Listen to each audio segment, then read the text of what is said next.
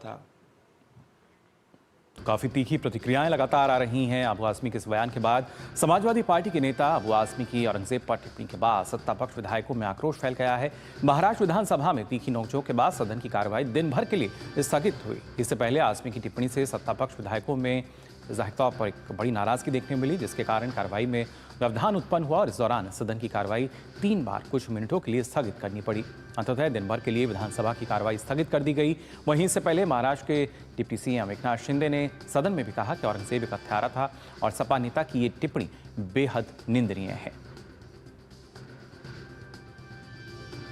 संभाजी महाराजांच्या मारेकऱ्याचं म्हणजे औरंगजेबाचं या ठिकाणी अबू आझमीने गायलं। खरं म्हणजे अबू आझमीचा निषेध करायला पाहिजे। अबू आझमीचा धिक्कार करतो।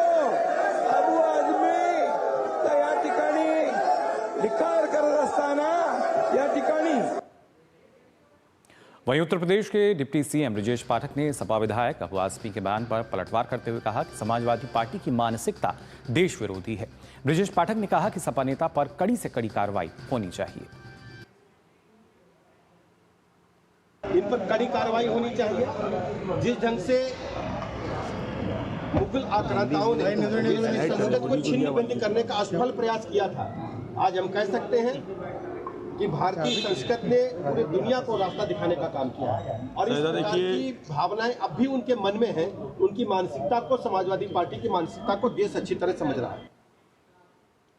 महाराष्ट्र में सपा नेता और विधायक अबू आजमी के औरंगजेब वाले बयान को लेकर भाजपा के राष्ट्रीय महासचिव तरुण चुग ने इंडी गठबंधन पर निशाना साधा।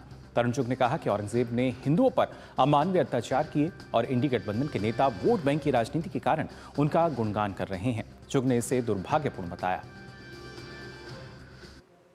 हिंदुओं पर राक्षसी वृत्ति से अमानवीय अत्याचार करने वाले मुगल शासक औरंगजेब एक क्रूर हिंसक शासक थे। वोट बैंक की तुष्टीकरण की राजनीति के कारण इंडी गठबंधन के नेता उनका गुणगान कर रहे हैं,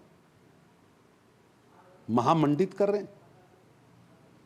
राहुल गांधी जी एक तरफ तो आप तथाकथित मोहब्बत की दुकान चला रहे हैं, वहीं आपके गठबंधन के, आपकी पार्टी के नेता कभी औरंगजेब की कब्र पर चादर चढ़ाते हैं,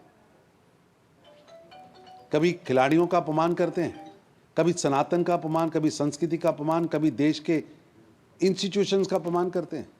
ये दुर्भाग्यपूर्ण है। तो जो बयान है उसको दुर्भाग्यपूर्ण बताया जा रहा है। फिलहाल हमारे संवाददाता शिशिर सेलार महाराष्ट्र से हमारे साथ जुड़ चुके हैं। शिशिर, जानना चाहेंगे आपसे, जिस तरीके से कहीं ना कहीं देखा जाए तीखी प्रतिक्रियाएं जो हैं वो मिल रही हैं और उसके साथ साथ अबू आजमी पर जो मामला है वो भी दर्ज कराया गया है। बिल्कुल, देखिए इस वक्त अगर देखा जाए महाराष्ट्र में कल जब अबू आजमी ने टिप्पणी की थी, उनका विवादित बयान सामने आया था, उसके बाद हमने देखा कि किस प्रकार से महाराष्ट्र की जो राजनीतिक पक्ष है, फिर चाहे वो शिवसेना हो या फिर बीजेपी हो या फिर एनसीपी हो, तीनों भी काफी आक्रामक यहाँ पे दिखाई दे रहे थे। इसके बाद हमने देखा कि कल शाम को जो है थाने के वागले स्टेट पुलिस थाने में जो है अबू आजमी के खिलाफ जो है शिकायत दर्ज की गई।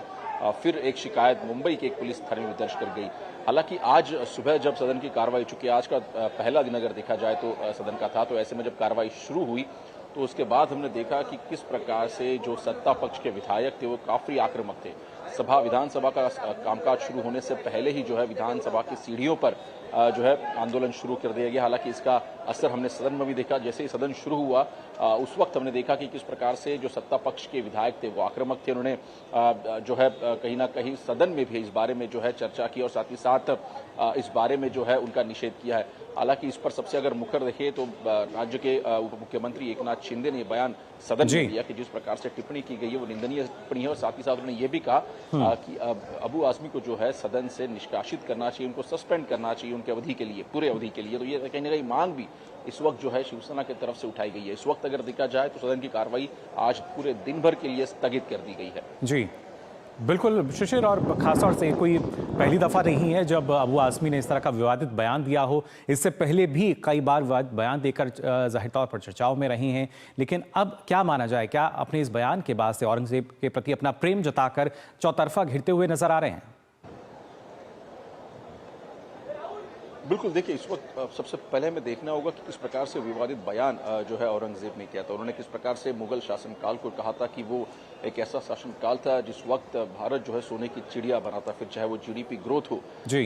किस प्रकार से बढ़ी थी। दूसरी बात उन्होंने कही कि कहीं ना कहीं उनकी छवि जो है वो दागदार करने का प्रयास जो है भारत में किया जा रहा है। औरंगजेब क्रूर शासक नहीं थे, उनका कहना था। उन्होंने कहा कि कई सारे मंदिर उन्होंने बनाए थे और साथ ही साथ कई हिंदुओं को भी जो उन्होंने सपोर्ट किया था। इस प्रकार से वो एक राजा थे। ये जो बयान जो है अबू आज़मी ने किया था, लाजमी सी बात है कि महाराष्ट्र में इस प्रकार से बयान जब होता है तो महाराष्ट्र के कॉन्टेक्स्ट अगर देखा जाए तो औरंगजेब और खास तौर पर मराठा शासक, फिर चाहे वो छत्रपति शिवाजी महाराज, छत्रपति संभाजी महाराज और उनके बाद जो शासक आए थे, उनके साथ लगातार औरंगजेब का संघर्ष महाराष्ट्र में बना रहा। तकरीबन 20-27 सालों तक जो है औरंगजेब महाराष्ट्र में था। तो ऐसे में एक अलग पृष्ठभूमि जो इस पूरे मामले में होती है और ऐसे में इस प्रकार का बयान करना तो जाहिर सी बात है कि काफी कड़े जो है आलोचना अबू आज़मी को यहाँ पर झेलनी पड़ेगी। दूसरी महत्वपूर्ण बात इसमें ये सिर्फ सत्ता पक्ष नहीं बल्कि जो विपक्ष के कुछ विधायक है, फिर चाहे भास्कर यादव हम बात करें, उद्धव ठाकरे पार्टी के वो नेता है, साथ ही साथ हम बात करें Sharad Pawar party NCP party के जितेंद्र रावत जो विधायक है, इन्होंने भी औरंगजेब के इस बयान की जो है निंदा की। उन्होंने कहा इस प्रकार से बयान महाराष्ट्र में बिल्कुल ही नागवार गुजरेगा और इसीलिए ये सभी जो विधायक है उन्होंने अध्यक्ष के पास मांग की है कि निष्कासित किया जाए अबू आज़मी को। जी बिल्कुल शिशिर, आप लगातार हमारे साथ जुड़े रहिए। तो बात हुई अबू आज़मी मामले को लेकर, किस तरीके से जो विवाद बयान उन्होंने दिया। आपसे आगे भी मैं यहाँ जानकारी लूंगा क्योंकि महाराष्ट्र की जब हम बात कर रहे हैं तो महाराष्ट्र सरकार में मंत्री और अजीत पवार के नेशनलिस्ट कांग्रेस पार्टी एनसीपी के नेता धनंजय मुंडे ने अपने पद से इस्तीफा दे दिया है। मुख्यमंत्री देवेंद्र फडणवीस ने इसकी जानकारी दी है। धनंजय मुंडे ने के पीएम प्रशांत जोशी ने मुख्यमंत्री देवेंद्र फडणवीस के सरकारी आवास पहुंचकर उन्हें मुंडे का इस्तीफा सौंपा। फडणवीस ने कहा कि मुंडे ने मुझे अपना इस्तीफा भेजा है, मैंने इसे स्वीकार कर लिया है और इसे राज्यपाल को भेज दिया है।